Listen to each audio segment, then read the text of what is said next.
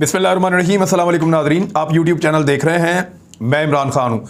बड़ी अहम खबरें हैं और बड़ी शानदार रिपोर्टिंग आपके सामने भी पेश करेंगे हम, क्योंकि मेरी टीम ने काफ़ी इस पे काम किया है और हमने हर वो चीज़ निकाली है जिस चीज़ में ये बात साबित होती है कि अड्डों वाला मामला इमरान खान ने ऐसे ही नहीं उठाया था और एब्सोल्युटली नॉट, इमरान खान ने गैर ज़रूरी तौर पर नहीं कहा था। पाक फ़ौज के तर्जुमान ने तो वन लाइनर कहा और यानी उन्होंने साफ कहा कि ना किसी ने अड्डे मांगे और ना हमने दिए। वो मांगते तो फिर पाक फ़ौज भी इनकार करती, लेकिन इमरान खान साहब ने जो एब्सोल्युटली नॉट कहा उसके पीछे की पूरी कहानी मैं आपके सामने रखूंगा। ये इतना सिंपल नहीं था। जब हमने इसकी तफ्तीश की, तहकीक की, पुराने अखबारात निकाले, पुराने बयानात निकाले, तो फिर हैरत अंगेज़ चीज़ें हैं। एक साल में पाकिस्तान में लोग भूल जाते हैं, लेकिन बतौर सहाफ़ी हमारी जिम्मेदारी है कि चीज़ें सामने ले आएँ। सबसे पहले मई 2021 की खबरें आपके सामने रखते हैं। अमरीकी सदर जो बाइडन इंतज़ामिया ने इस बात का एतराफ़ किया कि वो अफ़गानिस्तान के पड़ोस में मुतअद्दिद वस्ती एशियाई ममालिक, सेंट्रल एशिया के जो ममालिक हैं, उनसे अपने फ़ौजी तैनात करने के लिए बातचीत कर रही है। जो बाइडन ने खुद कहा, उनकी इंतज़ामिया ने, ताकि अफ़गान सरजमीन दोबारा अलकायदा जैसे दहशतगर्द ग्रुपों का अड्डा ना बन सके। तो वो ज़मीन मांग रहे हैं आस पास के ममालिक से। पेंटागन ओहदेदार ने भी बयान दिया कि पाकिस्तान ने अमरीकी फ़ौज को उसकी ज़मीनी व फ़िज़ाई हुदूद इस्तेमाल करने की इजाज़त दे दी है ताकि वो अफ़गानिस्तान में अपनी मौजूदगी यकीनी बना सके। मज़ीद ये कि इंडो पैसिफिक अमूर के असिस्टेंट सेक्रेटरी बराए दिफा डेविड एफ हेल्वी, इनका चेहरा भी देख लें, इन्होंने अमरीकी सेनेट की फ़ौज से मुताल्लिक कमेटी में कहा कि पाकिस्तान ने अमरीकी अफवाज को अपनी सरजमीन पर इस्तेमाल करने की इजाज़त दी है ताकि अमरीकी इनखला के बाद भी अफ़गानिस्तान में अपनी मौजूदगी कायम रख सकें। ये अमरीकी असिस्टेंट सेक्रेटरी बराए दिफा हैं डेविड एफ हेल्वी। इन्होंने सेनेट के अंदर ये स्टेटमेंट दिया था कि पाकिस्तान ने इजाज़त दे दी है जनाब कि वहाँ पे हम अपनी मौजूदगी कायम रख सकें, पाकिस्तान के अंदर अड्डे बना के और अफ़गानिस्तान के अंदर अपनी मौजूदगी कायम रख सकें इनखला के बावजूद। अफ़गान मीडिया में भी इस किस्म की मुख्तलिफ रिपोर्टें शाया होती रहीं जिसमें दावा किया जाता रहा कि अमरीका पाकिस्तान के कबायली ज़िला कुरम में और पाकिस्तान अफ़गान सरहद के करीब शलोज़ान और तरमैंगल के इलाकों में फ़ौजी अड्डे बना रहा है। अफ़गानिस्तान की न्यूज़ एजेंसी और काबिल न्यूज़ ने अपनी रिपोर्ट्स में कहा कि अमेरिका ने पाड़ा चनार में फ़ौजी अड्डा बनाना शुरू कर दिया है। अच्छा, जब ये खबरें आई ना अफ़गानिस्तान के अखबारात में, उनकी न्यूज़ एजेंसीज़ ने इनको शाया किया, तो फौरी तौर पे पाकिस्तान में एक भूचाल मच गया था। उस दौर में अपोजिशन के एक नहीं 101 बयानात हैं जिनमें फजलुर रहमान साहब, उनकी पार्टी के बहुत सारे लोग, जिनमें PMLN उनकी पार्टी के बहुत सारे लोग, जिनमें ANP, जिनमें बेशुमार पॉलिटिकल पार्टीज़, वो लगातार ये कहती रही कि अमेरिका को अड्डे तो दे दिए आपने और जवाब दें। अफ़गान मीडिया इसको लिख रहा है, बहुत सारे सहाफ़ी और दानिश्वर इसके ऊपर आवाज़ उठाते रहे। सलीम साफ़ी का एक बड़ा मारूफ इंटरव्यू भी है, उसका क्लिप आजकल बहुत गर्दिश कर रहा है, जहां सलीम साफ़ी ने यह दावा किया कि अमेरिका ने पाकिस्तान से अड्डे मांग लिए हैं। हालांकि अभी वही दोबारा कह रहे हैं कि अमेरिका ने कब अड्डे मांगे थे। कल से अब तक यही रोला डाल रहे हैं ISPR की प्रेस कॉन्फ्रेंस के बाद से लेकर अब तक। लेकिन सलीम साफ़ी का अपना बयान है कि अमेरिका ने अड्डे मांगे हैं। उसके बाद पाकिस्तान तरदीद करता है।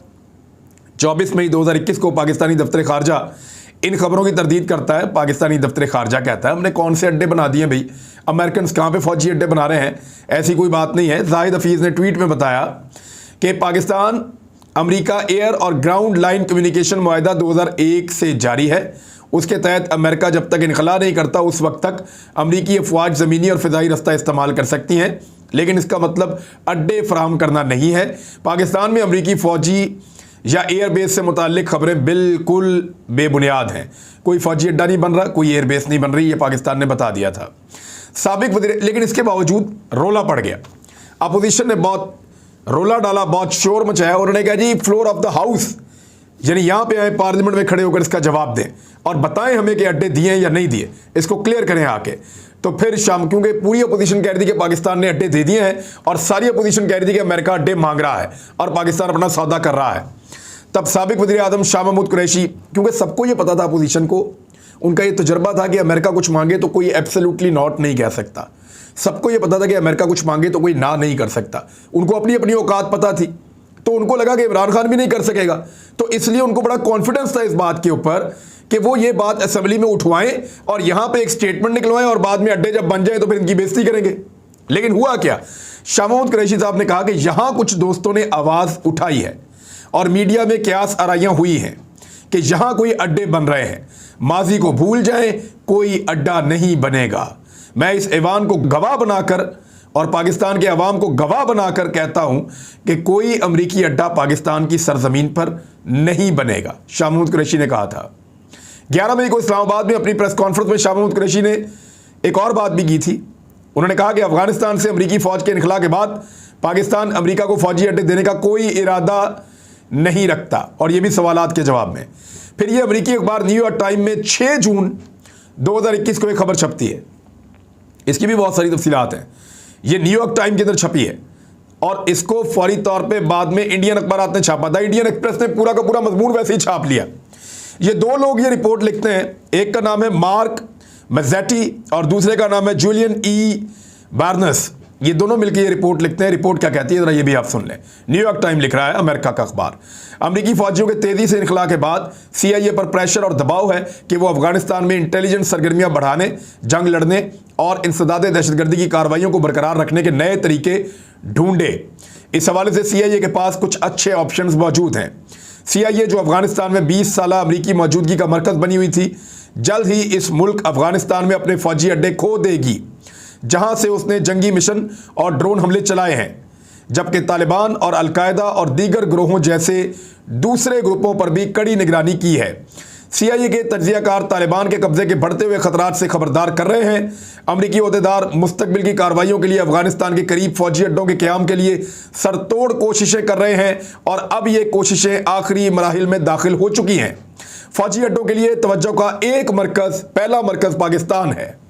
पाकिस्तान में अमेरिका ने माजी में भी फौजी अड्डे इस्तेमाल किए हैं जहां से वो अस्करियत पसंदों के खिलाफ ड्रोन हमले चलाता था, लेकिन 2011 में जैसे ही पाकिस्तान और अमेरिका के ताल्लुकात खराब हुए तो ये सहूलत खत्म हो गई थी। अब कोई भी मुआहिदा इस तकलीफ दे हकीकत के गिर्द घूमेगा कि पाकिस्तान की हुकूमत ने तवील अरसा से तालिबान की हमायत की है या नहीं। वो यहाँ कन्फर्म कर रहा है कि पाकिस्तान के साथ हम बात कर रहे हैं, पाकिस्तान पर जोर दे रहे हैं, पाकिस्तान में कोशिश कर रहे हैं कि पाकिस्तान में हमें अड्डे मिल जाएं। हम ये चाहते हैं क्योंकि इससे पहले भी हम पाकिस्तान के अंदर अड्डे चलाते रहे हैं। फौजी अड्डे हमने पहले भी पाकिस्तान में बनाए हुए थे। इसी रिपोर्ट के अंदर एक बड़ा तहलका खेज इंकशाफ होता है और वो इंकशाफ क्या कहता है, ये अमेरिका से इंकशाफ हो रहा है। बाद वक़्त पुराने अखबारात में भी इंकशाफ निकलते हैं।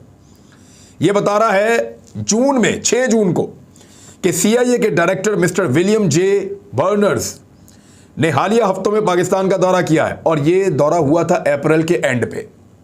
ये खुफिया दौरा था, इसके बारे में बताया नहीं गया था, जहां उनकी मुलाकात पाकिस्तान के army chief general Qamar Javed Bajwa से हुई और उस वक्त के DGISI लेफ्टिनेंट जनरल फैज़ हमीद से भी उनकी मुलाकात हुई।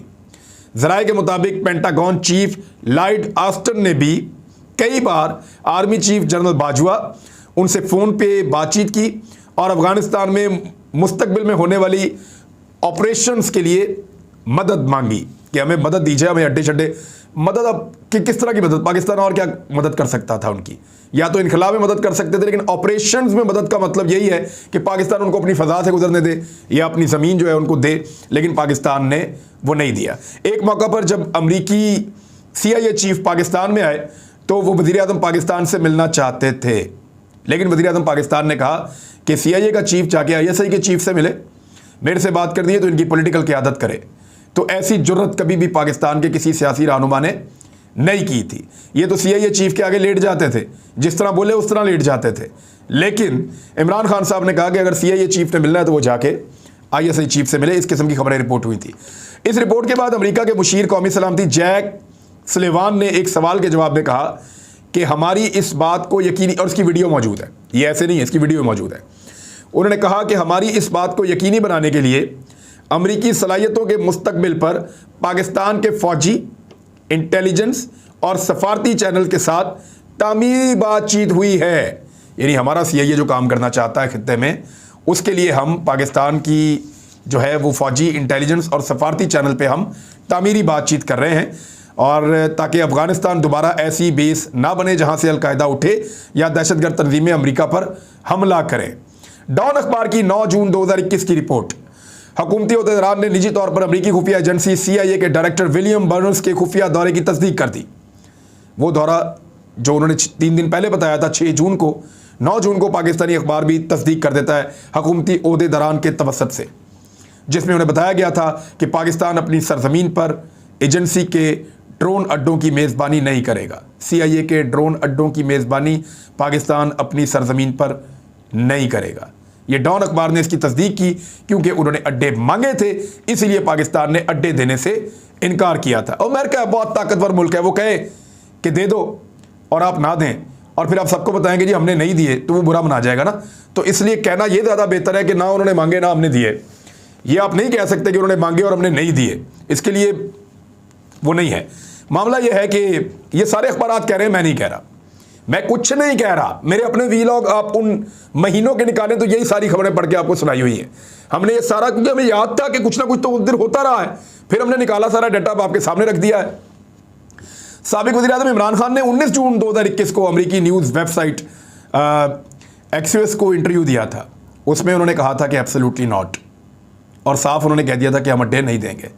अमेरिका ने पाकिस्तान के अलावा दूसरे ममालिक से भी अड्डे मांगे थे और वो कई और आसपास के मुल्कों में जाते रहे, ताजिकिस्तान, उज़्बेकिस्तान, कज़ाकिस्तान, यहाँ वो कोशिश करते रहे, लेकिन उस तरफ से रशिया ने और चाइना ने दबाव डाला और अमेरिका को अड्डे नहीं लेने दिए। यहाँ पाकिस्तान में इमरान खान साहब ने किया और अमेरिका को अड्डे नहीं दिए।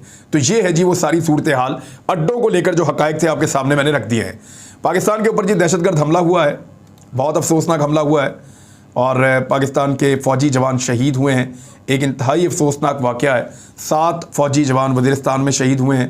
इस अफसोसनाक वाक़े में हमारे नौजवान शहादतें कबूल कर रहे हैं, शहादतें दे रहे हैं इस मुल्क के लिए। और दूसरी जानिब पाकिस्तान के अंदर, उसी मुल्क के अंदर जो है वो एक अफरा तफरी फैली हुई है, पॉलिटिकल अफरा तफरी। मेरे ख्याल में अगर इलेक्शन करवाए जाएँ तो हम जल्द इस सूरत हाल से निकल सकते हैं, लेकिन इसका फ़ैसला पाकिस्तान के मुक़्तदर हलकों ने या ताकतवर लोगों ने करना है। पेट्रोल सस्ता होने के हवाले से मैं सिर्फ आपको 2 चीज़ें बताऊंगा कि कल तक जितने लोग कह रहे थे कि इमरान खान साहब ने क्यों पेट्रोल महंगा किया, सब ये कह रहे थे कि पेट्रोल 90 रुपये का या 100 रुपये का होना चाहिए। PMLN ये कहती थी, पीपल्स पार्टी ये कहती थी, फजलुर रहमान साहब ये कहते थे और सारी जमातें यही कहती थी कि इमरान खान साहब ने पेट्रोल बहुत महंगा कर दिया, आम आदमी की ज़िंदगी अजीरन कर दी है। लेकिन इस वक्त शाहिद खाकान अब्बासी साहब के 2 स्टेटमेंट आपके सामने रखूँगा सिर्फ, जिसमें से एक में उन्होंने कहा कि हुकूमत पेट्रोल पर फ़ी लीटर 51 रुपये अपनी जेब से डाल रही है। तो देखें कितना बड़ा इमरान खान साहब का इस कौम के ऊपर रिलीफ था, जिसको ये तस्लीम नहीं कर रहे थे। तो हुकूमत में आने की वजह से इनको ये तस्लीम करना पड़ा है। कम से कम कौम को सच तो इन्होंने बोल दिया कि इमरान खान साहब ने अवाम की मदद के लिए 51 रुपये हुकूमत की जेब से डालने का फ़ैसला किया था। अगर ये अपोजिशन में रहते तो कभी ना मानते, और आज ये मान रहे हैं कि इमरान खान साहब ने पब्लिक को कितना बड़ा रिलीफ दिया था। एक और बात भी मानी है, शाहिद खाकान अब्बासी साहब का स्टेटमेंट है जिसमें उन्होंने कहा कि दुनिया भर में पाकिस्तान जितना सस्ता पेट्रोल कोई भी नहीं बेच रहा। जब इमरान खान ये कहता था कि हमारा पेट्रोल सबसे सस्ता है तो ये सब उसका मजाक उड़ाते थे, लेकिन आज ये खुद ये कहने पर मजबूर हैं। यानी हर वो चपेड़ जो इन्होंने किसी और को मारनी थी अपने मुंह पे मार रहे हैं, हर वो घड़ा जो इन्होंने इमरान खान साहब के लिए खोदा था ये उस पर खुद गिर रहे हैं। कैसी इनकी बदकिस्मती है, इक़्तिदार का मज़ा भी नहीं आ रहा और इक़्तिदार के झटके भी लग रहे हैं और इनको हर जो गंद है वो इनके मुंह के ऊपर आकर गिर रहा है। यानी खुद अपने मुंह से कहा कि 51 रुपये अपनी जेब से डाल के इमरान खान लोगों को रिलीफ दे रहा था, यानी हुकूमत की जेब से डाल के पब्लिक को रिलीफ देने के लिए। और दुनिया भर में कोई इतना सस्ता पेट्रोल नहीं बेच रहा जितना सस्ता इमरान खान बेच रहा था। दूसरी जानिब FIA के अंदर और नैब के अंदर धड़ाधड़ तबादले और तब्दीलियाँ शुरू हो गई हैं और वो तमाम ऑफिसर्स और वो तमाम लोग हटाए जा रहे हैं जो शरीफ ख़ानदान के और जो पॉलिटिकल लोग हैं उनके जो केसेस हैंडल कर रहे थे, ताकि जल्द अज जल्द आने वाले अगले 1-1.5 महीने के अंदर ये केसेस का वो हायल करें, ये फाइलें इस तरीके से गायब करें ताकि केसेस का नामो निशान बाकी ना रहे। तो अब ये काम किया जा रहा है फौरी तौर पे। FIA और नैब के अंदर तकर्रुर और तबादले हो रहे हैं। नवाज शरीफ साहब का जो पासपोर्ट डिप्लोमेटिक उनको देने का फैसला किया गया है, इसके ऊपर पाकिस्तान तहरीक इंसाफ के वकील हैं नईम साहब, वो अदालत में चले गए हैं, नईम हैदर, और उन्होंने कहा कि एक आदमी अदालत का मुजरिम है और इश्तिहारी है और मफरूर है। जब कोई वज़ीर आज़म होता है तो उसके पास डिप्लोमेटिक पासपोर्ट होता है, लेकिन सरकारी अहदेदारों के पास जो डिप्लोमेटिक पासपोर्ट होता है, अगर वो अपने अहदे से हट जाएं तो 30 दिन के अंदर उनको वापस करना होता है और फिर वो नॉर्मल पासपोर्ट पे नॉर्मली शिफ्ट हो जाते हैं। लेकिन अगर नवाज शरीफ साहब के पास ये पासपोर्ट था तो जब किसी को करप्शन के अंदर सज़ा हो जाए जब किसी को निकाल दिया जाए, नाअहल कर दिया जाए, तो फिर उससे उसके एजाज़ात वापस ले लिए जाते हैं। तो नवाज शरीफ साहब जो है वो एक आम आदमी है, एक मुजरिम है, एक इश्तिहारी हैं, एक मफरूर हैं, तो उन्हें कैसे डिप्लोमेटिक पासपोर्ट जो है वो मुहैया किया जा सकता है। इन्होंने इस केस के अंदर, ये पीर वाले दिन के लिए गालिबन लग गया है केस अदालत में, पीर वाले दिन अब अदालत इस मामले को सुनेगी। अब इसमें जो है वो पासपोर्ट रूल्स 2021 और वियना कन्वेंशन 1961 इन दोनों का हवाला दिया गया है और पीर वाले दिन इसको सुना जाएगा। एक और जो बहुत बड़ी खबर है वो आपके सामने रख देता हूं कि फॉरेन फंडिंग केस में इमरान खान साहब को ब्लैकमेल किया जा रहा है। इमरान खान साहब की पार्टी को फंसाया जा रहा है फॉरेन फंडिंग केस में और उनको फॉरेन फंडिंग केस में उड़ा दिया जाएगा, ये उनको बता दिया गया है। इमरान खान साहब को ये कहा गया है कि अगर उन्होंने अपनी इस मुहिम जोई को कम ना किया और अगर वो अपनी अपोजिशन की सियासत को नीचे ना लेकर गए, और उनको ये पैगामात दिए जा रहे हैं कि अगर आपने इस मामले को मज़ीद तूल दिया और पाकिस्तान में अपने एहतजाज को बहुत तेज़ी से बढ़ाया तो ऐसी सूरत में फॉरेन फंडिंग केस के ऊपर फौरी तौर पे आपके ख़िलाफ़ फ़ैसला आएगा। अब मैं ये नहीं कह रहा कि अदालतें मिली हुई या ये वो, लेकिन मैं ये बता रहा हूँ कि पैगाम जो पहुँचा है वो सिर्फ मैं आपको बता रहा हूँ मुबैना तौर पर। पैगाम ये है कि फ़ॉरेन फंडिंग केस में इमरान खान साहब को फ़ारिग कर दिया जाएगा। हालांकि फ़ॉरेन फंडिंग केस एक ऐसा केस है जहाँ पाकिस्तान तहरीक इंसाफ की कुछ छोटी मोटी कहीं क्लैरिकल मिस्टेक्स या इस किस्म की चीज़ें तो हैं, लेकिन आप इस पार्टी को फ़ारिग नहीं कर सकते। लेकिन इसी केस में अगर आप PMLN और पीपल्स पार्टी को साथ मिलाकर सुने तो वो दोनों पार्टियां तो हमेशा के लिए फ़ारिग हो जाती हैं। यानी उनका जो फंडिंग का केस है वो तो इससे बहुत ही अजीबोगरीब केस है। तो यहाँ फैसला किया गया कि रोज़ाना की बुनियाद पर PTI का फ़ॉरेन फंडिंग का केस सुना जाए और PTI को जो है फ़ारिग कर दिया जाए ताकि अगले इलेक्शन में ये एक हकीकत के तौर पे मौजूद ना हो और इनको अपनी पड़ जाए। लेकिन मुझे नहीं लगता कि इसके चक्कर में पड़ेगी पाकिस्तान तहरीक इंसाफ। उन्होंने अपना मकसद बड़ा कर लिया है। उन्होंने कहा जी पाकिस्तान के झंडे लेकर आओ, PTI के झंडे ना लाओ। वो इसको एक नेक्स्ट लेवल पे ले गए हैं। अब इस बात से फ़र्क नहीं पड़ता कि एक पार्टी इलेक्शन कमीशन में रजिस्टर्ड है या नहीं है, वो मामला कहीं और ले गए। अब तक के लिए इतना ही। अपना ख्याल रखिएगा, अपने इस चैनल का भी। अल्लाह हाफिज़।